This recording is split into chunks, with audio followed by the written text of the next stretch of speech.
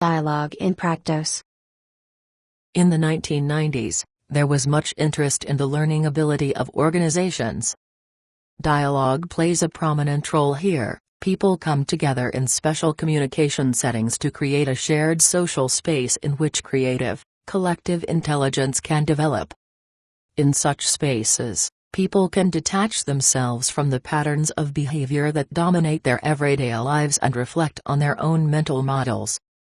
To create these spaces, the participants in the dialogue must be able to 1. Show respect. 2. Listen to others. 3. Voice opinions. 4. Suspend prejudices. Figure 11.1. Dialogue, 4 key principles. This way a protective area of trust, a so-called container, is created and provides the participants with the necessary environment to develop these capabilities to the fullest as they share, address and explore their issues. Meshtld, a consultant experienced in applying dialogue to organizations, describes it as working in a setting in which somebody presents an idea, someone else picks up on it, and someone else again adds something or brings in an additional perspective. It is not important that everyone speaks or who says what matters is that the key issues are discussed.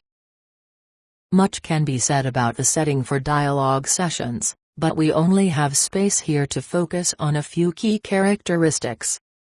Specific agreements and instruments, like a talking stone, can help to support the shared thought process.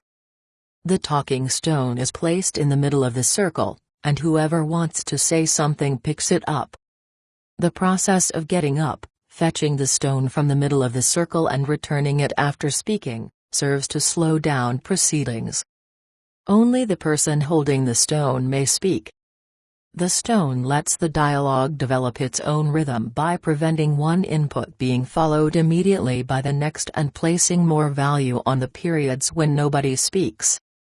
It gives participants the chance to assimilate what has just been said, take a deep breath and be more open and attentive to the next input.